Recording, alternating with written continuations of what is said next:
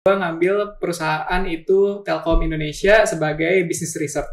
Susah beratnya balik lagi ke diri sendiri, mampu atau enggak, dan mau belajar lebih cepat atau enggak. Energi terbarukan gue bikin ini, kelihatan lomba ini gitu. Tapi gue nggak tahu, kayak ternyata ada.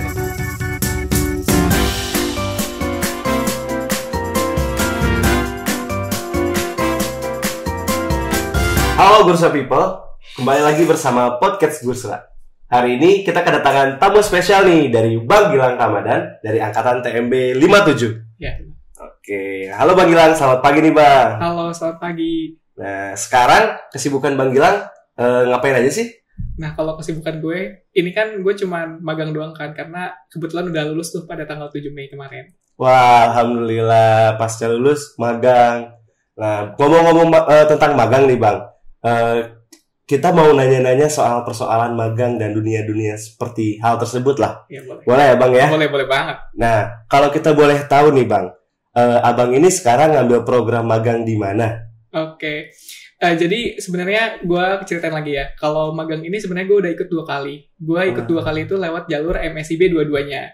Jadi pada saat semester 7 gue daftar lewat MSIB, gue ngambil perusahaan itu Telkom Indonesia sebagai business research. Nah, kalau yang sekarang ini di semester 8 ini, karena gue ngerasa gue capable untuk magang lagi, maka dari itu gue ngambil magang lagi lewat MSIB, karena MSIB kan 2 kali kan untuk limitnya itu.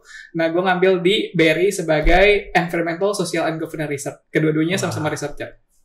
Wah, kalau menurut Abang tuh alasan kenapa sih Abang memilih bidang tadi tuh apa sih Bang?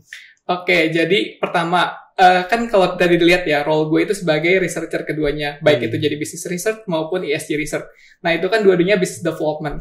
Nah, in the future, I wanted to be a spesialisasi sebagai business development, khususnya untuk researcher. Nah, maka dari itu, gue ngambil pengalaman di bidang researcher terus, kayak gitu. Dan semakin kesini, kan gue kalau kemarin kan business researchnya di bidang IoT, sekarang gue business researchnya di bagian green sector. Jadi gue kayak ngurusin portofolionya BRI biar dia bisa transformasi ke green sector untuk portofolionya. Wah, keren banget. Berarti masih ada kaitannya nggak sih Bang menurut Abang sama pelajaran yang Abang dapetin dari TMB ini gitu? Kalau menurut gue ya, pelajaran TMB itu semuanya integrated, kayak connected with others gitu lah menurut gue. Kayak pengalaman lu kuliah itu pasti bakal kepake walaupun cuma sedikit atau cuma 50%. Dan menurut gue, pada saat magang itu kita enaknya kita bisa ngeakses kedua-duanya, baik sisi akademik maupun sisi bisnis gitu. Kan biasanya nih ya, kadang-kadang kan akademik sama bisnis itu kayak nggak mau nyatu gitu. Tapi pada saat kita intern, kita tuh bisa menyatukan keduanya. Kayak kemarin tuh gue pada saat gue magang jadi bisnis risetnya Telkom, gue menyatukan antara IPB dan juga Telkom untuk project IoT-nya. Wah, keren banget nih Bang. Tapi kalau kita boleh tahu nih Bang, coba nih Abang ceritain bagaimana sih Abang bisa dapat magang di posisi tersebut? Apakah lewat kampus atau kenalan? Gimana tuh Bang? Oke, sebenarnya be curious sih. Jadi kayak selalu penasaran terkait hal baru. Kan kebetulan MSIB juga suatu hal yang baru ya bagi semua orang pada saat itu. Mungkin sekarang udah familiar ya. Nah, maka dari itu gue kayaknya MSIB ini pasti lah ya kalau misalkan urusannya Kemdikbud itu udah pasti bagus lah ya program-programnya. Maka dari itu kayaknya gue mau deh ikut MSIB gitu. Udah kayak gitu salary-nya juga udah kita tahu salary-nya kayak berapa gitu, berapa juta gitu misalkan. Nah, kalau misalkan magang-magang mandiri yang lainnya kan kita belum tahu ya kalau misalkan dia itu paid atau unpaid gitu. Gitu sih. Bener sih Bang. Nah, ini juga kan ada pertanyaan yang memang mungkin sering ditanyakan. Apalagi kan MSIB ini terkenal nih Bang nih. Nah, kita mau tahu nih Bang, kalau misal tugas-tugas permagangan di MSIB itu berat, seru, atau kayak gimana sih Bang? Kalau menurut gue itu balik lagi ke user, balik lagi ke apa yang lu ambil, magangnya posisinya dan juga perusahaannya. Nah, menurut gue susah beratnya balik lagi ke diri sendiri, mampu atau enggak, dan mau belajar lebih cepat atau enggak. Kalau menurut gue, tips and trick dari gue selalu jadi proaktif, be proaktif everywhere you go, dan selalu penasaran terhadap suatu hal yang baru di tempat kerja atau tempat magang lu. Karena menurut gue dunia profesional itu lebih volatile dibandingkan kita di akademik. Kan kita ngerasa aman kan. Kalau misalkan di dunia profesional tuh kayak banyak banget istilah atau banyak hal-hal yang kita banyak yang nggak ngerti kalau menurut gue dari awal. Jadi tapi jangan jangan terpressure, jangan kayak mudah menyerah. Ya udah, curious aja, be curious. Ngomong-ngomong dunia profesional nih Bang nih, suasana tempat magang abang sesuai dengan ekspektasi yang abang bayangkan sebelumnya gak bang? Kalau gue jujur itu sesuai banget ekspektasi gue. Gue kayak gue bisa benchmarking atau identifikasi bisnis atau peluang bisnis, atau kayak gue bisa mikirnya tuh kayak helistop gitu loh. Jadi kayak gue ngelihat tuh dari sudut pandang atas. Jadi gue nggak ngelihat dari sisi bawahnya doang. Kan kalau sekarang kan kita sebagai mahasiswa ya pasti kita kayak idealis dan lain-lain. Tapi kalau misalkan kita udah punya pengalaman magang, dari gue sendiri, gue ngerasa gue improve, gue bisa lebih terbuka lagi, dan gue juga bisa membuka semua kesempatan, dan gue bisa melihat sudut perspektif mana aja gitu. Nggak cuma dari sisi idealis, tapi juga rasionalisnya juga seperti apa. Berarti ada perbedaan ya bang ya? Pasti improve sih. Menurut abang sendiri, perbedaan antara teori yang abang dapat di kampus dengan yang di tempat magang tuh apa sih bang? Kita pengen tahu gitu. Menurut gua yang penting ini sih analytical thinking. Gak tau ya kalau misalkan based on my experience itu analytical thinking, karena gua kan researcher kan. Jadi gua kayak ngelihat problem yang ada, bikin metode, terus kayak apa nih peluang bisnis yang ada kayak gitu. Jadi itu balik lagi sih ke masing-masing kalau gua. Tapi dari hal yang tadi abang sampaikan itu, kira-kira ada gak sih bekal yang abang dapetin dari kampus buat nge-supply itu tuh bang? Kalau menurut gue, cara pikir kita sih, kan kayak di TMB kita sering dikasih ngerjain soal gitu kan, atau kita sering kayak, tau lah ya hitung-hitungan kayak gitu dan lain-lain. Itu menurut gue kayak itu mengasah kita sih, dan yang penting jangan, gak tau sih, kalau gue sendiri, gue seru banget gue kalau misalkan ngerjain soal-soal TMB, menurut gue kayak, apalagi DAS-BIOS, kalau misalkan kalian udah pernah tahu DAS-BIOS, dasar biosistem itu emang susah banget, tapi menurut gue itu kayak, nge-open gue banget, kayak ngelihat, pokoknya, lu harus penasaran apapun yang ada di depan lu gitu. Wah, berarti ada lah ya supply yang emang disiapin juga dari departemen kita. Keren banget nih bang. Nah, kita juga pengen tahu nih bang, ada gak sih bang kayak saran atau misalkan instruksi yang paling abang ingat atau paling berkesan dari mungkin rekan atau atasan abang selama abang magang gitu? Ada gitu bang? Oke. Mungkin sarannya kalau misalkan dari gue tipe orang yang orangnya cukup terburu-buru kalau ngambil keputusan, tapi gue pengen itu buru-buru tapi precisely, kayak tepat sasaran gitu, karena gue kan orangnya emang gregetan ya sama orang kayak gitu. Nah maka dari itu gue selalu dibilang kayak gini, Gilang tuh bisa kerja cepet, Gilang tuh bisa ngapain aja, Gilang tuh adaptif, Gilang tuh pokoknya kalau dikasih kerjaan pasti bisa diiniin, tapi kadang-kadang emang kekurangannya cuma terburu-burunya aja sih gitu. Berarti kalau dari abang sendiri ada gak sih bang tipsnya cara ngatasin terburu-buru gitu? Oke, paling kalau misalkan terburu-buru kan kadang-kadang kan ngebuat partner kita kerja ini ya. Kan kita kan kalau misalkan kerja tuh kita banyak banget personalianya kan beda-beda ya. Personalnya beda-beda kan. Ada yang bisa kerja cepat, ada yang lambat, ada yang sedang. Nah, itu mainin dinamikanya aja sih. Kalau menurut gue kayak lu bisa, kalau misalkan ada orang nih, lu kerja sama orang yang lambat gitu, sedangkan lu cepet, nah lu bangun empati ke dia biar dia nggak pressure, lu nanyain kehidupan dia sehari-hari, hal-hal sederhana kayak gitu sih menurut gue. Wah, iya bener juga ya. Kalau sekiranya tantangan nih bang, ngomong-ngomong tentang tantangan terbesar selama abang magang, kira-kira yang pernah abang alami itu apa sih bang? Oke, tantangan terbesar. Oke, mungkin tantangan gue terbesar sekarang ya, mungkin gue sebagai ESG Research. Nah, ESG Research itu menurut gue challenging banget, karena dia tuh kan sekarang masa transisi ya dari jadi kayak kalau misalnya simpelnya net zero emission dan lain-lain lah, pasti kalian mendengar. Itu susahnya adalah menyatukan antara profitable, kita increases profit, our profit and integrated with sustainability. Itu challenging banget bagi gue. Karena kenapa?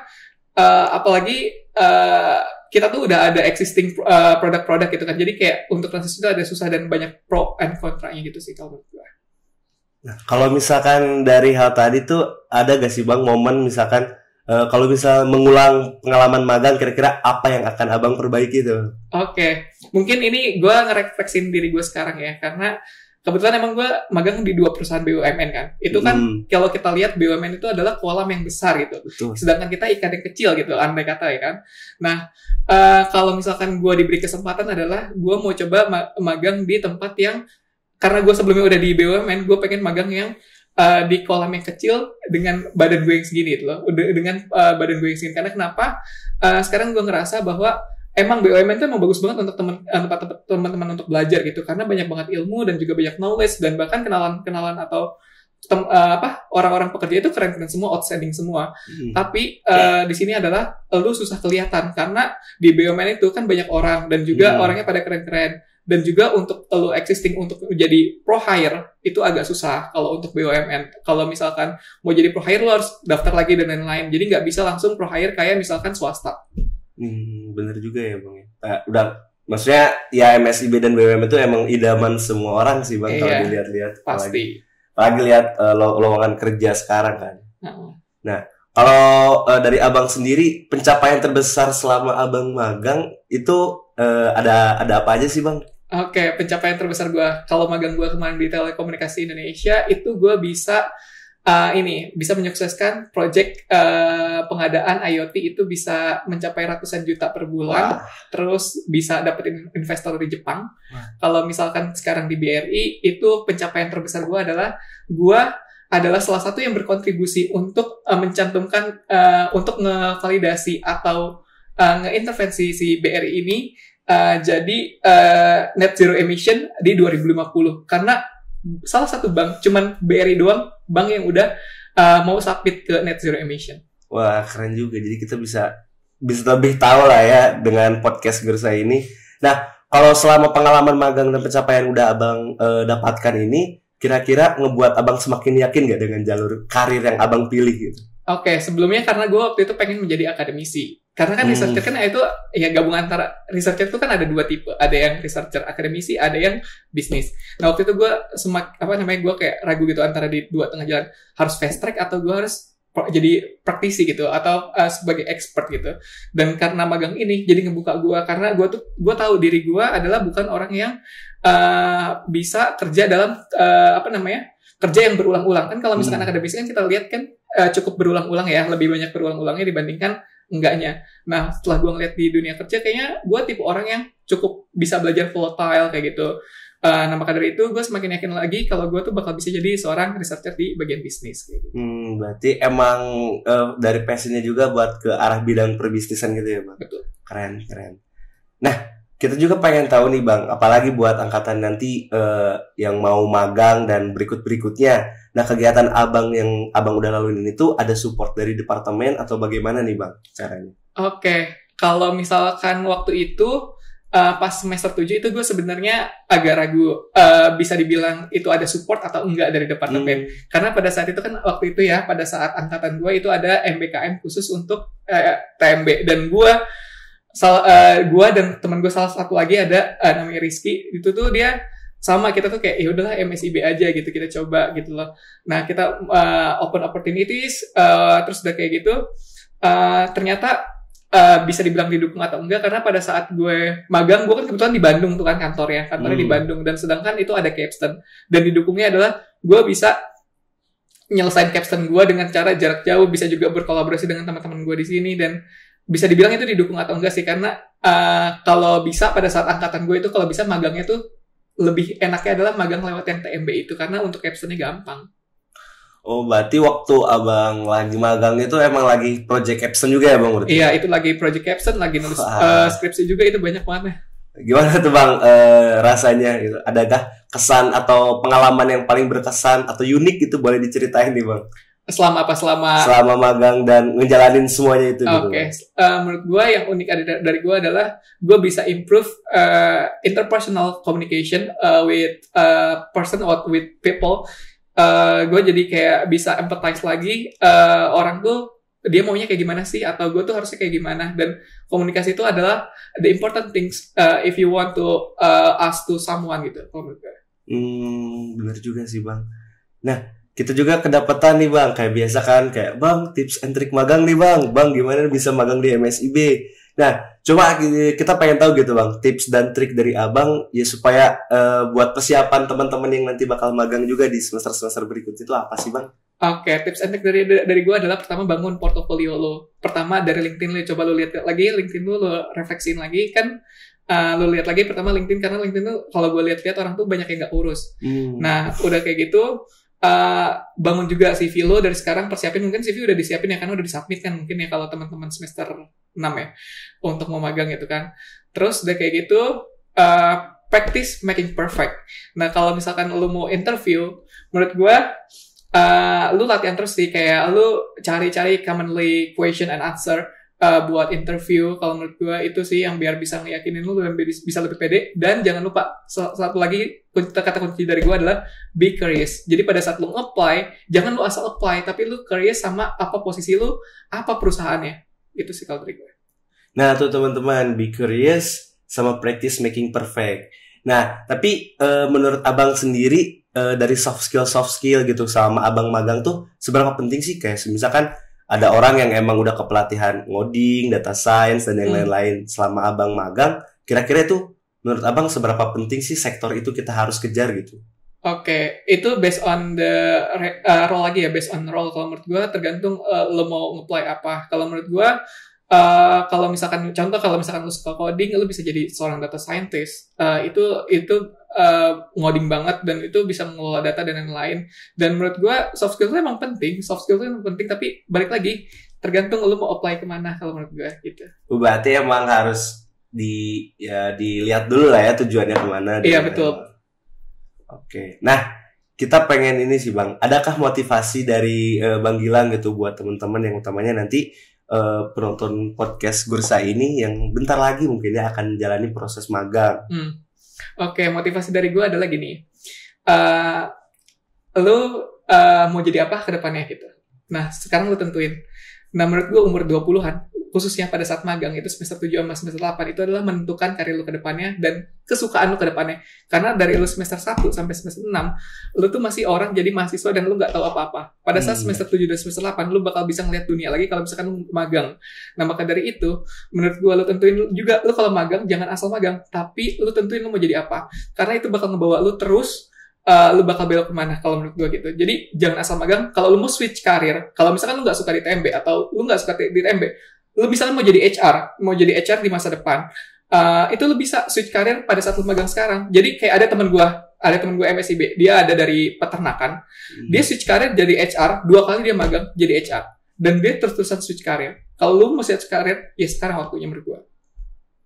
Nah tuh teman-teman boleh di text notes kalau misalnya emang punya tujuan dan emang belum relevan lah ya dengan apa yang didapatkan selama di kampus, bisa-bisa aja dan mungkin aja. Kira-kira motivasinya buat utamanya kayak switch karir gitu buat nguatin dirinya ada gak sih Bang?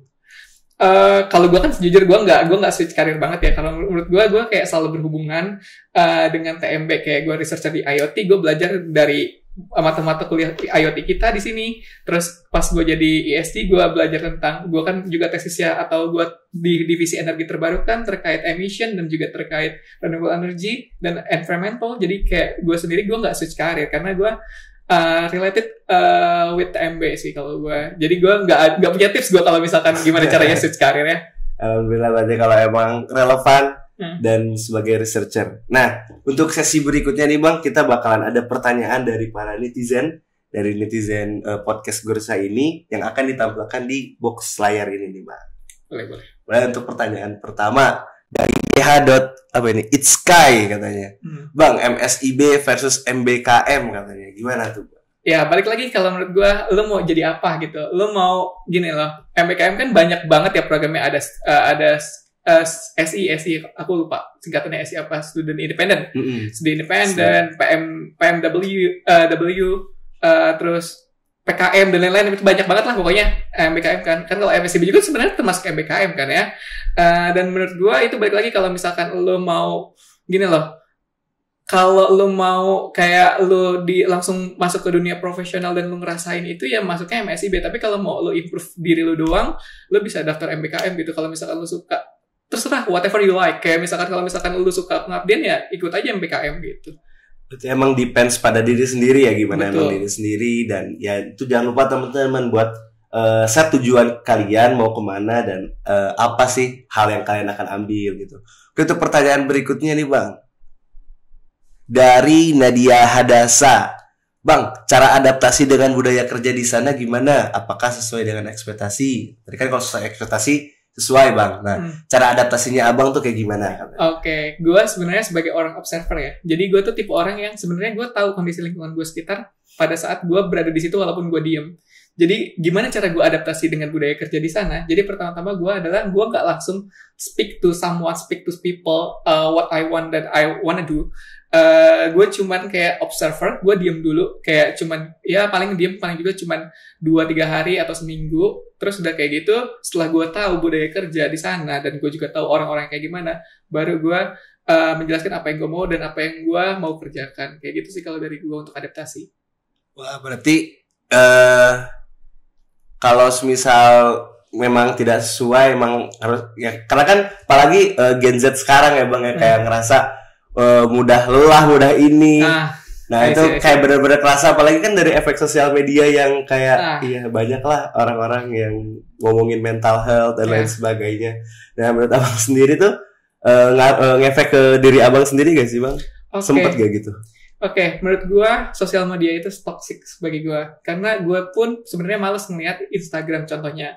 Kalau LinkedIn ya, gue tuh appreciate karena LinkedIn tuh semuanya orang-orang pada share our knowledge and sharing each other. Tapi kalau misalkan Instagram tuh kadang-kadang ngebuat gue pressure, maka dari itu gue tuh jarang buka Instagram dan Instastory dan lain-lain karena itu ngebuat gue pressure. Dan gue juga tipe orang yang avoid kayak misalkan chatting WhatsApp itu gue selalu nggak ada checklist 2-nya dan lain-lain. Kalau menurut gue kayak ya udah gue menghindari hal-hal yang gue nggak suka gitu kalau dari gue sendiri. Ya sosial media emang toxic sih menurut gue.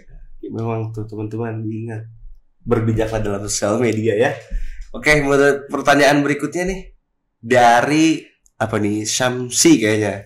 Bang, kalau nggak sesuai jurusan nggak bisa di-convert ya katanya. Oke. Iya benar, kalau misalkan di TMB ini khususnya ya, yang setelah gue tanya-tanya itu kalau nggak sesuai jurusan itu nggak bisa convert. Jadi kalau misalkan mau convert itu harus sesuai jurusan untuk magangnya. Teman-teman boleh di text note. Kalau ini udah cukup jelas kali ya Bang ya. Mungkin pertanyaan berikutnya dari para netizen dari Bangkit_S_U. Bang, buat magang kira-kira berkas yang perlu kita siapkan apa aja nih katanya. Oke, in general we just need resume. Terus cover letter, terus kalau misalkan MSIB ya, khususnya MSIB itu pasti lu harus ada surat rekomendasi dari departemen ya, kayak gitu kalau misalkan MSIB. Tapi kalau in general itu resume sama cover letter paling gitu sih, paling kalau misalkan berkas-berkas ya. Kira-kira isi resume sama yang itunya ada gak sih Bang cara ngebikin tips singkatnya gitu? Oke, kalau resume sih sebenarnya kan itu CV ya sebenarnya, sebetulnya CV. Jadi kayak isinya kontennya kayak about you, terus educational experience. Kalau misalkan kalian udah ada work experience atau organizational experience itu bisa dimasukin, certification, terus juga achievement when you accomplish the achievement gitu. Berarti ya emang penting banget sih di situ. So penuhin lah ya resume sama portofolionya. Ya maksimal 2 halaman lah ya. Oke, mungkin next pertanyaannya ada dari Bang Diada. Bang, cara bagi waktu antara magang dan kehidupan pribadi itu gimana gitu? Apakah pernah ngerasa burnout? Kalau burnout pastilah ya, karena kan kita kerjanya kan benar-benar, kalau kita magang tuh kita benar-benar dikasih project itu kan real life ya, kayak benar-benar kita tuh hubungannya nggak cuma sama dosen. Kalau di sini kan kita cuma sama dosen ya, kayak ya udah kalau misalkan ada masalah ya udah ke dosen dong. Kalau sekarang kan banyak stakeholdernya dan kita dikasih waktu yang take time. Nah, gimana cara bagi waktu magang sama kehidupan pribadi? Kalau menurut gua, lu kalau misalkan lagi magang ya udah fokus magang aja. Kalau misalkan pas malamnya atau apa ya udah kerjain apa yang lu suka aja sih kalau dari gue. Gitu biar lu nggak ngerasa burnout dan lu nggak ngerasa pressure. Berarti tetap balance ya Bang ya, antara yang disukai sama emang kewajiban kita sebagai ya magang gitu. Iya betul. Oke, mungkin next questionnya ada sama nih akunnya. Bang, ada drama gak katanya yang lucu selama magang gitu? Aduh, drama ya. Jujur, to be honest, gue kurang suka namanya drama. Jadi gue kayak selalu never mind apapun ada yang drama di tempat kerja. Jadi gue nggak mencampurkan urusan pribadi dengan urusan yang ada di kantor gitu. Wah, maka dari itu gue kayak no more drama. I don't like drama. I avoid the drama.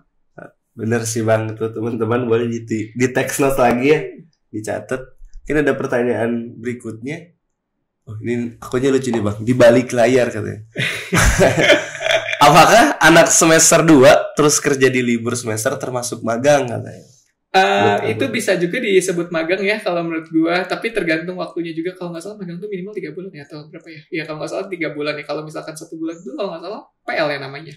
Gitu. Itu sih kalau dari gue. Nah, itu ya jawabannya. Nah, mungkin ada lagi pertanyaannya dari Dian. Bang, cara membagi waktu antara ini sama ya. Oh iya, sama tadi ya. Sama ya. Kehidupan pribadi. Oke, di next lagi. Oh, dari Nadia lagi nih.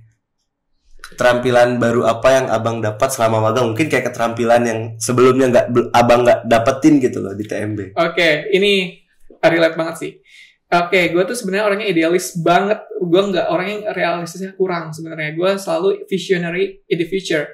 I can see the future. Dan tapi dari magang ini, contohnya kan kayak kita nih sekarang misalnya gue belajar kayak energi terbarukan, gue bikin ini, kelihatan lomba ini gitu. Tapi gue nggak tahu kayak ternyata ada regulationnya. Jadi gue tuh lemah di bagian regulation di bidang energi dan juga lingkungan. Maka dari itu selama magang gue contohnya di BRI ini, gue jadi kayak tahu ternyata banyak banget regulationnya dan itu kompleks banget gitu sih. Jadi gue jadi lebih tahu lagi terkait regulation gitu, compliance and policy-nya kayak gimana. Jadi terkait divisi juga sesuai berarti ya Bang dengan divisi yang abang ambil di TMB ini? Betul, sesuai. Ngambil energi terbarukan ya Bang? Iya betul. Keren banget tuh teman-teman yang buat energi terbarukan juga. Mungkin ini ada satu lagi pertanyaan terakhir Bang dari netizen. Nah, apakah merasa grogi saat masuk dunia kerja as anak magang nih Bang? Apalagi kan company-nya big company gitu kan. Kita tahu sendiri Telkom sama BRI tadi. Iya.